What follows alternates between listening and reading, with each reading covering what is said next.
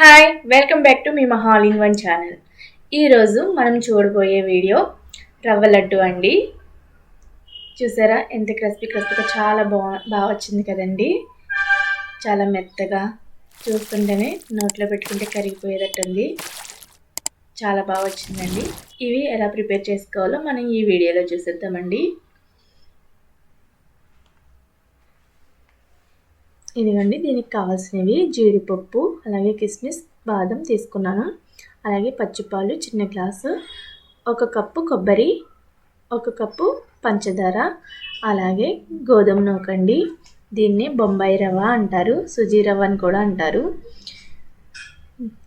ఇదిగోండి, ఒక ప్లేట్ లాంటి తీసుకొని దాంట్లో అయితే బొంబాయి రవ్వ అయితే వేసానండి.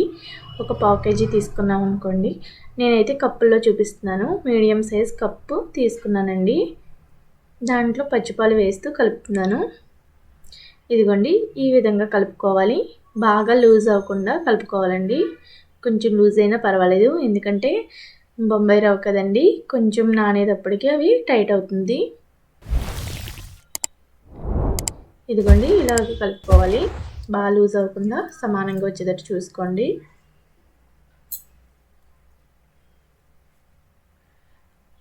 ఇంట్లో పిల్లలకి డిఫరెంట్గా చేసి పెడుతూ ఉండాలి కదండి, స్వీట్స్ అని అవన్నీ. ఈ విధంగా మనం చేసుకుంటే చాలా మంచిది. దీంట్లో ఇంకోటి ఏంటంటే కొబ్బరి కూడా యూస్ చేస్తున్నాం. కొబ్బరి కూడా చాలా మంచిది హెల్త్ ఇష్యూస్ లేని వాళ్ళకి. అంటే చాలామందికి కొబ్బరి తింటే దగ్గు వస్తుంది కదండి.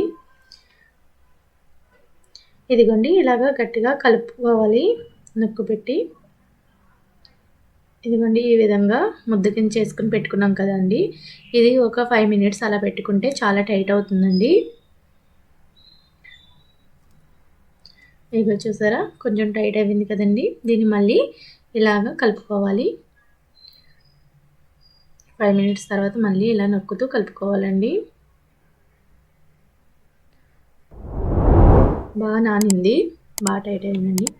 ఒక పాన్ తీసుకుని అట్ల పైన ఉంటుంది కదండి, తీసుకుని కొంచెం ఆయిల్ వేసి దానిపైన ఆ ముద్దని ఈ విధంగా పెట్టాలి. అంటే మనం అట్టు వేస్తాం కదండి, ఆ టైప్లో పెట్టుకోవాలి. ఇదిగోండి, ఇలా కాలుతుంది. అటు ఇటు కూడా దోర రంగు వచ్చిన తర్వాత దాన్ని అయితే తీసేయాలి. అంటే కొంచెం కరకరలా, అదిగోండి అలా విరుగుతుంది కదండి, ఆ టైప్లోకి వచ్చిన తర్వాత తీసేసుకోవాలి. చల్లారిన తర్వాత దీన్ని ఇలా ముక్కల కింద చేసుకుని మిక్సీ పట్టుకోవాలండి.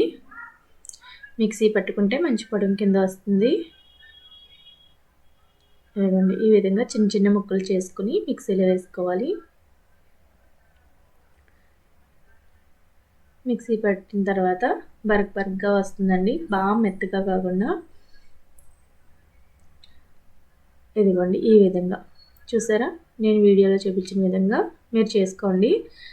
లడ్డూలు అయితే చాలా బాగా వస్తాయి. దీంట్లో అయితే 1 కప్పు నూక తీసుకున్నాం కదండి, అదే కప్ సైజు పంచదార కూడా గ్రైండ్ చేసుకున్నాం.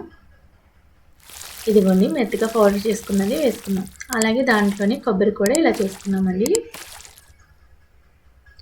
కొబ్బరిని అయితే ఒక పాన్ తీసుకుని ఇలా ఈ విధంగా వేపుకోవాలండి.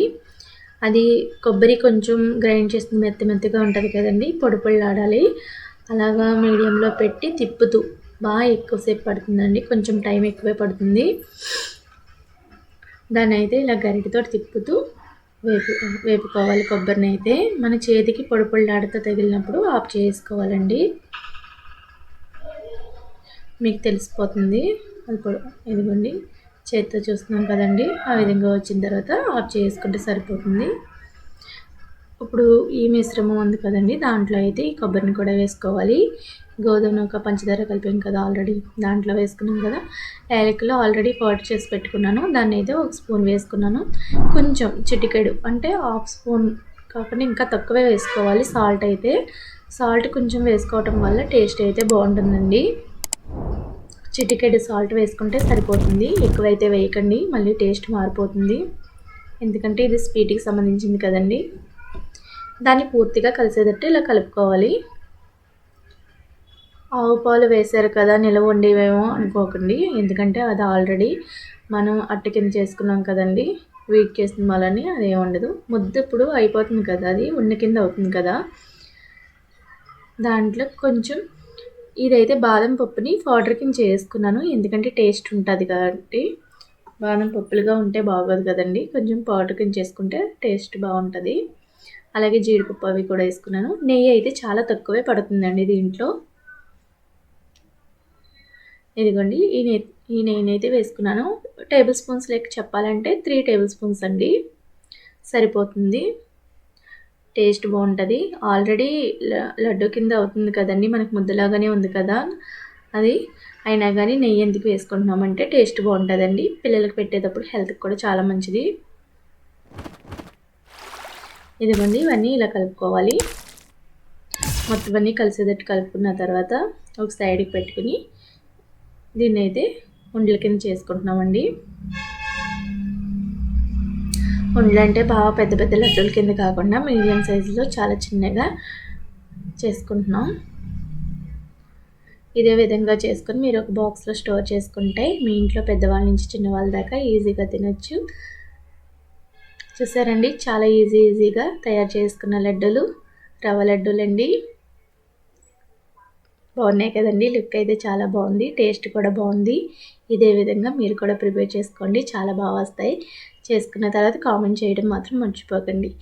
అలాగే మా ఛానల్ సపోర్ట్ చేయండి. Please like, share, subscribe. మరిన్ని వీడియోస్ కోసం మా ఛానల్ చూస్తూనే ఉండండి. చాలా ఈజీగా టేస్టీగా రవ్వ లడ్డు అయితే రెడీ అయిపోయింది. కొబ్బరితో చేసాం కదండి, టేస్ట్ అయితే చాలా బాగా వచ్చింది. ఇదిగోండి బాదం పప్పు అవి కూడా వేసాం కదండి, చూసారా